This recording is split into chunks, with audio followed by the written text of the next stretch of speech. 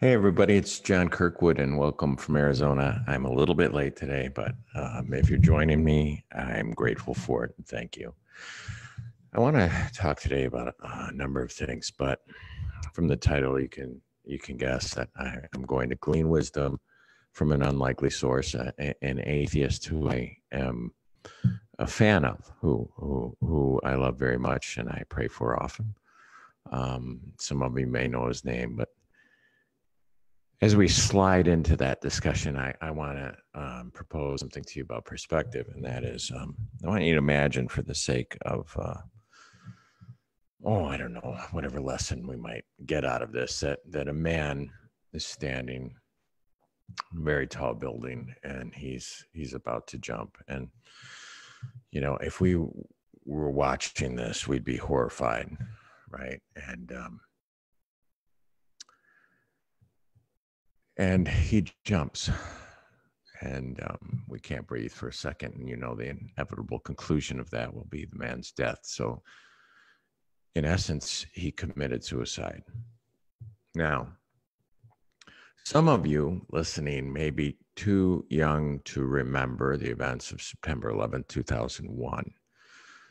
But there were visions of what I just described to you on the screen, on our television screens. And that scenario didn't produce, it still produced terror in the eyes of the viewer, but no one said, why did he do it? The terror was joined by understanding. In other words, you wouldn't want to think that you could understand what it would be like to stand on a tall building and jump, because many of us have a fear of heights and so forth. But in that moment, we could understand. And what made us understand it is the situation and the fact that there was an extreme heat and flames, and behind this man or this woman, sometimes there was a picture of a couple that jumped together. And we can understand that under those situations, jumping might have been the preferable conclusion. Now, I bring this up to you because in that first situation I described, where you just think a man is committing suicide, we don't have that same understanding. We might even think it was a thoughtless act. We might even say it was a selfish act if the man had a family, a wife and a child at home. And yet, if we look at those two men side by side, the man jumping because the airplane fuel had grown to such an intense heat, and he was out of hope of being rescued. And the man who jumped because of whatever was going on in his mind that led him to that moment, we have to understand that both of the men who jumped did so because they had a greater fear behind them.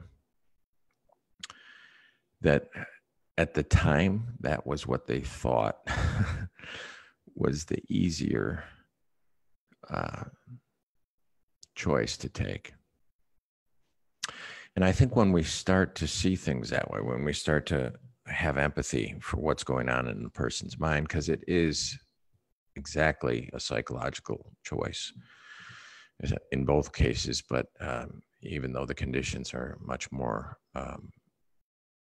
physically horrific in the second case, we need to understand that the thought process in both minds is the same. The man who's about to take suicide. And we'll talk about suicide in the future. And I didn't want to talk about suicide today, but there are some who commit suicide because of a very dark period, maybe a week or a month or just a moment or an hour. Maybe it's something they've thought about for years, and then some kind of a stressor pushes them into that moment to walk off the top of the building. But there are others who commit suicide over a period of decades, and in their life choices or death choices. And in the decisions they make because of their mindset. And while it's not as stark and frightening, and while it doesn't create the sense of great loss and grief and questioning that it does with, say, a teenager who sits in a garage with the automobile on, it still is painful for those around that person, and the extreme pain that person himself is going through should make us want to try and understand where we can bring, if we can bring, some sense of solace or relief in any of those conditions. I bring that up to you today because many Christians have a warped view of unbelievers and of atheists, and they think they're the enemy that must be defeated, and they don't look at them as a lost child who's engrossed by fear or possibly bitterness. We don't know what they've been through. It also might be just somebody who's been introduced to theists, somebody whose understanding of theism is of people who are cruel, brutal, and ignorant.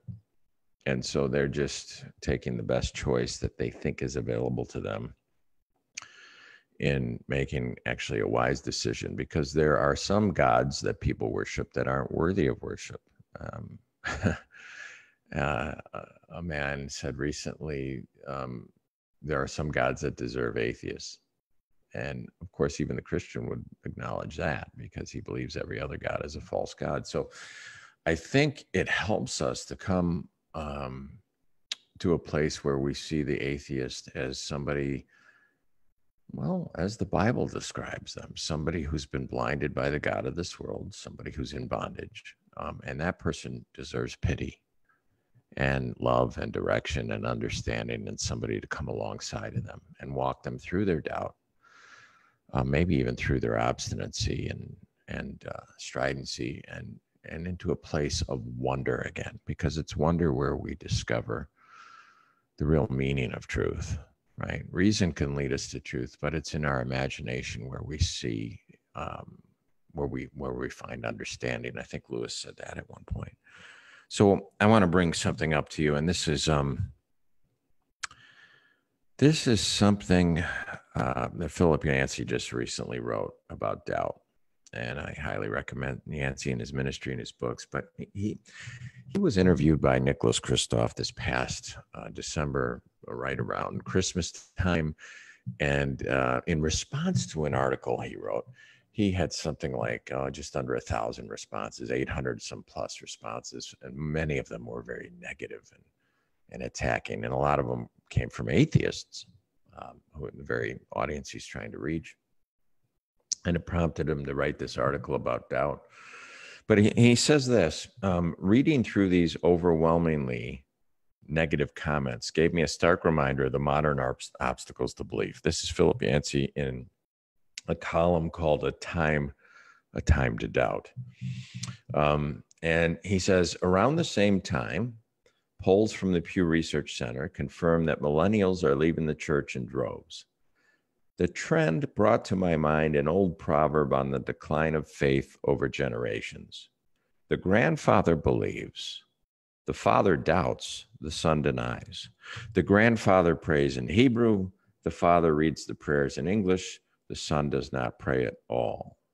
He goes on to say, although Christianity is booming in some parts of the world, in the US and Europe, faith has been on a steady decline. Our ancestors experienced times of doubt while continuing to practice their faith.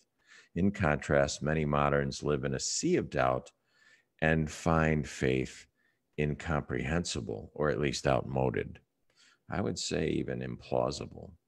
He gives 3 positive things about doubt, and I encourage you to read the whole thing. I'm not going to. His first point about out of his own experiences with doubt. His first point is doubt is a normal part of the human condition. His second point, and he mentions Martin Luther and others who've had great doubt. As a matter of fact, there's nothing that the new atheists have written. There's nothing so caustic or angry about God that you can't find in the Psalms of David. I meet people who are so angry and bitter about atheists, and they bid them hellfire. And I wonder to myself, have you ever read the Bible? You know, the Bible that you say is infallible and inerrant, you wave around as a bully stick to batter people with selected verses. Have you ever read David's Psalms? There's nothing in New Atheism that is so caustic or without hope or full of despair, or acting in anger, rage, and bitterness that can come close to Psalm 88. Having said that, his second point about doubt and what he's learned from it is there is a sense of aloneness that feeds doubt, and it makes you feel alone, and it also can lead to isolation. And so there might be something the church can do about that, or our friend could do about that, or a loved one, or just somebody who's got empathy in his heart and a little understanding. I'm thinking of Brian Head-Welch, who was one of the founders of the band Korn, who, suffering a heroin addiction and despair, was contemplating the taking of his own life. And his real estate agent, somebody who handled his real estate deals, looked at him and saw all this despair, and he risked a breach of relationship. He risked this rock star telling him to go pound salt by injecting himself beyond a business relationship with Brian. And at one day, just saying to him, Brian, I don't normally do this, but I just thought that maybe you need it. There's this verse that really has made an impact on my life. And he quotes the invitation of Jesus, the offering of Jesus to the weary, to the burdened, to come to him for rest. And it was that verse that made Brian Welch ask the question, is rest possible for somebody like me? For a heroin addict who's just so loathsome, I want to take my own life.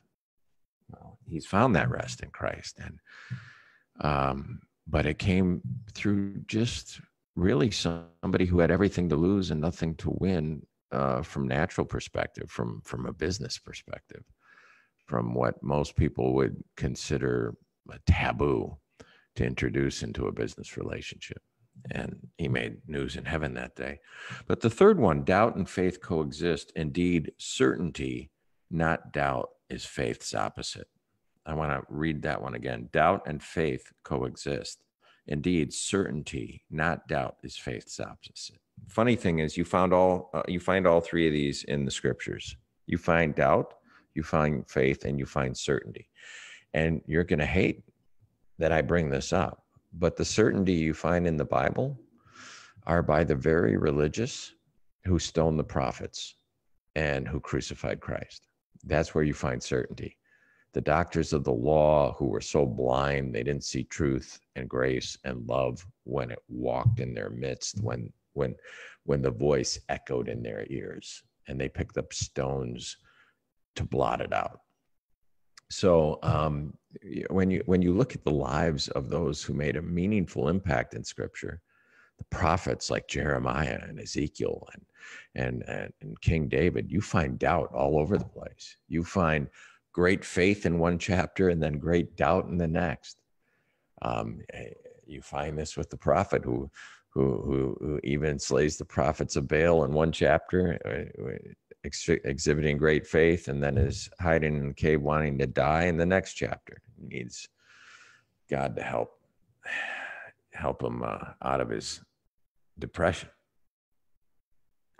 You see it in John the Baptizer, who had so much faith and confidence in the person of Christ from his womb to the time of the baptism of his cousin, and yet when he's in jail, sends word, is it true that you are he that the scriptures are spoken of, or do we seek another? Right. So doubt affects the genuine person. It's only the people with certainty don't have faith. You don't need faith. There's no room for faith if you are certain you're right. There's no room for faith. This is what bothers me about modern apologists who think they could prove God through natural means. Out of one side of their mouth, they're telling the atheists that no, science can't explain everything. They'll say science can't explain everything because in that conversation, they're clearly aware of the difference between the natural and the supernatural, or the physical and the metaphysical. But then when they're trying to prove God, they try and say, well, we could take the natural and the physical and prove God. And if you could do that, my friend, you wouldn't need faith. The natural and the physical will point to God, almost like we can't see gravity, but we could see its effects. And up till recently, we couldn't see black holes, but we could see their effects. Now we can see black holes. But God is more like that understanding. And so it takes faith to finally arrive there, even if it's a reasonable faith. And certainty dispels of a reasonable faith. It's an unreasonable psychological mindset. Now, I'm not dispelling confidence. I'm very confident that this chair will hold me up. I've got faith in it. I'm confident, but I'm not certain. All right, well, we'll come back to that. The only place you find certainty in our is in mathematics, right? But not in philosophy, and certainly not in religion. You don't find certainty. And the Christian religion, I think that's one thing that truly sets apart the true Christianity, not what passes for it, is the fact that God puts such a preeminence on faith in Scripture and on the necessity of faith, on the choice of the individual to freely come to him without coercion, right? And in some cases, without certainty, in most cases. All right, so I want to bring you now to the atheist. And the thoughtful atheist I'm referring to started out as a fundamentalist Christian, and his name is Bart Ehrman. And he's one of my favorite atheists, along with Penn Jillette and Ricky Gervais. He makes my Mount Rushmore favorite atheists. The fourth person who used to be on Mount Rushmore passed away, but that would be Christopher Hitchens. I think we should all have our favorite atheists. I like mine reasonable and funny, and so they're in it. And I appreciate the honesty of Bart Ehrman, and he just recently wrote a blog that's going to make his fellow atheists shift in their chairs. Is that okay to say? They're not going to be happy about this latest blog, and he says it's called A Revelatory Moment About God. And I'm just going to share some with you, and then we're going to close. We're not going to be long today. He writes, I had a revelatory moment last week that I think may have changed my view about God for a very long time, or at least about the existence of superior beings far beyond what we can imagine. So he goes on to explain to his readers that most of them know that he calls himself an agnostic atheist, but he doesn't buy into the store-bought definitions of those terms. As a matter of fact, when you hear him define his atheism, you realize that that's not atheism, right? He's not denying that there's a God. He's saying, I choose to believe that there isn't a God. So that's not the typical definition of atheism, but it's Bart's definition. And then he says he meditates. And in a moment of meditation this week, he was contemplating consciousness, which I think is profound, because you all know that God points to two things, or at least when Paul writes about in Romans chapter 1, that every man born of woman is accountable to God based on two elements of evidence. There are more, but he bases these primary two witnesses that destroy every argument against God, and it's the two C's, if you want to remember it, C and C, the CNC Music Factory of Romans chapter 1, and it's not, by the way, the Bible. Many Christians will be surprised to find out that it's not the Bible, and it's not even Christ. The C isn't Christ. And now I know people are picking up stones to prove my point about certainty and the religious people being violent. But The two C's Paul points to in Romans 1 are not the scriptures and they're not Christ that make every man accountable to God. It's creation, all right, the natural world, all about us, and it's our conscience. What Immanuel Kant said is a continual interest of his that leave him in awe. And he says, you know, the starry sky above and the natural, the moral law within are these two elements. And he's talking, whether he knows it or not, about what Paul says is true of every man, Romans 1. Now, not every man, and the reason, if you're about to throw a stone at me because you think I dissed Christ or the Bible, understand this: not everyone has had a Bible. Very few have had a Bible in human history. And there have been people who lived and died never knowing the name of Christ. So people aren't going to be able to use that argument when in the day of judgment, because God's not even going to bring the Bible or Christ to testify there. He's already got creation and conscience to testify, and every man has been given those things. Even the man who's born without most of his senses. If you're born blind and deaf, you still have consciousness. And so it was in a meditation about human consciousness that Bart Ehrman came to the stunning conclusion that has him rethinking higher power. Now, he doesn't like to use the G word, but I'm going to share with you here what he says. He says, I have a meditation practice, and in it over the past year or so, I've spent a lot of time meditating on consciousness, especially the marvel that I am a self-conscious being. You are too, but I'm usually not thinking about you when I'm meditating. Sorry. Consciousness is one of the most mysterious and imponderable aspects of the multiverse, period. Philosophers, neuroscientists, psychologists, theologians, and all sorts of very, very smart people have written extremely erudite books about it, most of them disagreeing with one another. All that's true.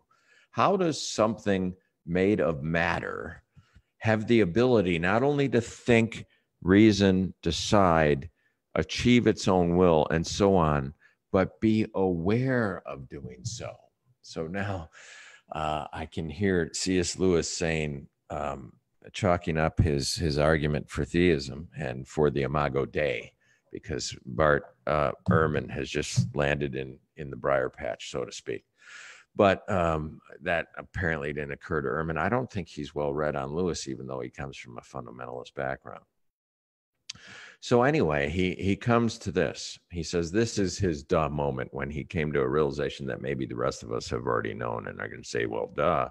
He says a rock has no way of recognizing that an animate object such as a dandelion exists. A dandelion has no way of recognizing that a panther exists. But now it gets a bit tricky. A panther has no way of recognizing that a superior intelligence exists. Yes, a panther does recognize in some instinctual sense that there are things out there to look out for, but it has no way of realizing that there are people who can engineer skyscrapers or split atoms or reconstruct the history of Rome. It simply is not in its purview. In other words, the two-dimensional, the paper cutout doll does not understand the hand of the child that holds it. That's basically what he's arguing here, right? Humans can and do recognize, analyze, study, think about, reflect on these other forms of life. You don't need to say they are lower life forms or that we are superior to recognize this. We can understand all these things because in some sense, not all, our cognitive abilities are superior. Okay, but here's my point. Suppose you were to think, whether imperialistically or arrogantly or not, that we are talking about levels of existence from lower to higher, rocks, trees, non-human animals, and humans. The fact is that the lower ones can never know about the higher ones, what they really are, what they are capable of, how they exist, what they do, and so on. They can't even conceptualize their existence. Then what in the blazes should we make that, then what in the blazes should make me think that I could possibly know if there was a higher order above me? superior to me in ways that I simply can't imagine. Not just one order above me, but lots of orders. If there are such orders, there's no way I could ever know, literally. He's basically saying, now, I was foolish to dismiss orders above me because I might be the rock and God or aliens or the superior beings might be the dandelion. Are you with me so far? Now, you might think he's trying to establish agnosticism, but this does more to destroy atheism than it does to establish agnosticism, you see, because the rock, the implication is that there is a dandelion. But he's saying the rock can't know it, or at least know it fully. And so there you have this idea of agnosticism. And he says, I can't know, right? I can't know. There's no way that the dandelion can communicate to the rock his existence. There's no way that Steve Jobs can communicate to the panther the beauty of the iPhone. I think this is part of his argument here. And I have to tell you, he ends with this. I'm obviously not urging a return to traditional religion. This insight decidedly does not justify anyone saying, see, I was right, my view of God is plausible, right? He's saying your view of God could be implausible because it might be nuts. But he is saying here, and this is how he closes, so I'm not at all advocating return to the religious constructions of previous centuries and millennia. I'm just saying that the possibility that there really might be orders of existence higher than I can imagine strikes me just now as completely plausible. Why not? Who says I can figure it all out? If superior forms of intelligence and will do exist, I would literally have no way of knowing. And how many different forms, levels could there be? And he ends with God knows, so to speak. So are we ants in an ant farm sitting on some alien's desk? Are we some kind of PhD doctoral thesis of some alien? Are we bacteria in a petri dish? And there's a superior eye looking through a microscope. Are we humans created in the image of God? Those doors are all open now to Bart Ehrman because he has come to an understanding of consciousness that has awoken him to the fact that there does seem to be a strong argument, although he doesn't recognize that the higher can speak down to the lower. Now, there's two things I thought of when he was saying this, and one was C.S. Lewis and one was Paul Harvey. And you might have thought of the Paul Harvey one right away. And it's of course, something that's shared. I'm sorry, did I just lose screen? Hold on one second here, folks.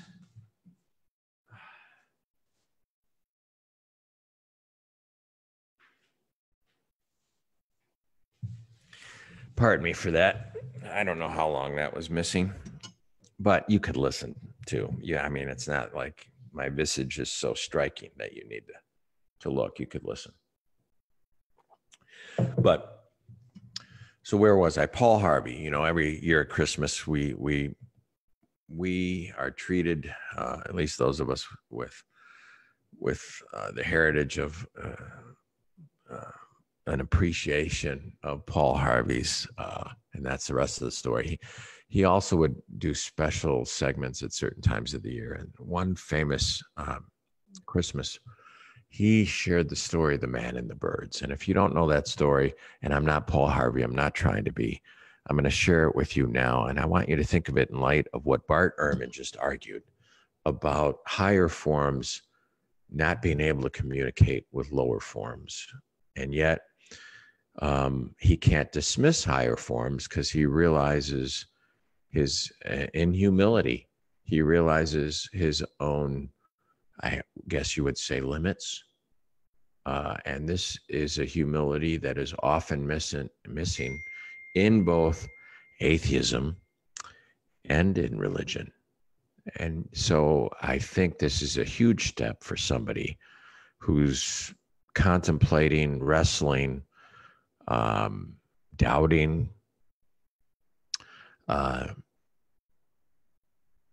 the relationship of God and creation and whether God exists and so forth. But Paul Harvey shares this story, and he says, the man to whom I'm going to introduce you was not a Scrooge. He was a kind, decent, mostly good man, generous to his family, upright in his dealings with other men. But he just didn't believe all that incarnation stuff, which churches proclaim at Christmas time. It just didn't make sense. And he was too honest to pretend otherwise. He just couldn't swallow the Jesus story about God coming to earth as a man. I'm truly sorry to distress you, he told his wife, but I'm not going with you to church this Christmas Eve. He said he'd feel like a hypocrite, that he'd much rather just stay at home, but that he would wait up for them. And so he stayed, and they went to the midnight service. And shortly after the family drove away in the car, snow began to fall.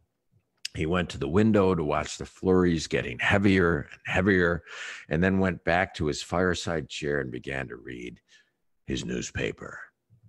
Minutes later, he was startled by a thudding sound, then another, and then another, sort of a thump or a thud. At first, he thought somebody must be throwing snowballs against his living room window, but when he went to the front door to investigate, he found a flock of birds huddled miserably in the snow. They'd been caught in the storm and in desperate search for shelter had tried to fly through his large landscape window. Well, he couldn't let the poor creatures lie there and freeze, so he remembered the barn where his children stabled their pony. That would provide a warm shelter if he could direct the birds to it. Quickly, he put on his coat, galoshes. You got to love that word. That's boots, folks. Quickly, he put on a coat, galoshes. He tramped through the deepening snow to the barn. He opened the doors wide and turned on a light. But the birds did not come in.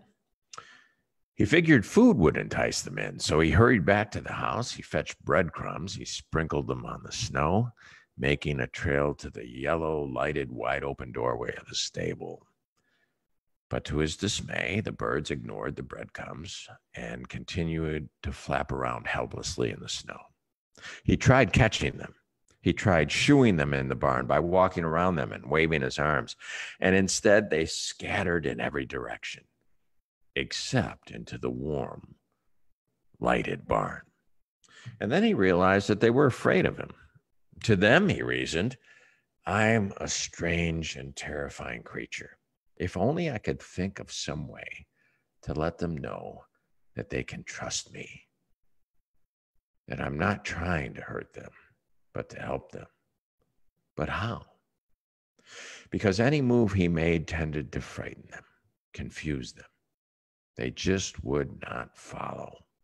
They would not be led or shooed because they feared him. If I could only be a bird, he thought to himself, and mingle with them and speak their language, then I could tell them not to be afraid. Then I could show them the way to safety, warm, to the safe, warm barn. But I would have to be one of them so they could see and hear and understand. At that moment, the church bells began to ring. The sound reached his ears above the sounds of the wind, and he stood there listening to the bells. Adeste Fidelis, listening to the bells pealing the glad tidings of Christmas. And he sank to his knees in the snow. You see, my friend, right now, Bart Ehrman is that bird who's flapping around in the snow. And he hasn't heard or seen or understood the God who is trying to invite him into the warm barn.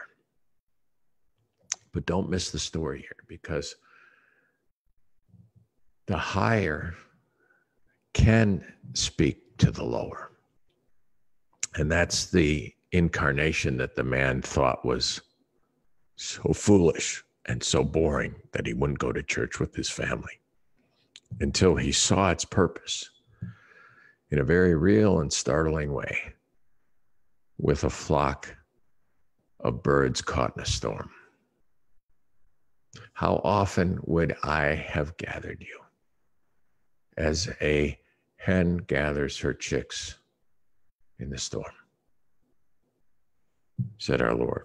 Well, Lewis writes in his Miracles, he says this.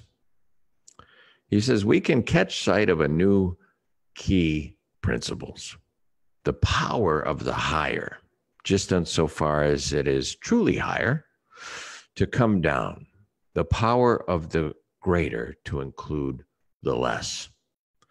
Thus, solid bodies exemplify many truths of plane geometry, but plane figures no truths of solid geometry. Cats would inevitably pick bad philosophy if given the chance. Many inorganic propositions are true of organisms, but no organic propositions are true of minerals.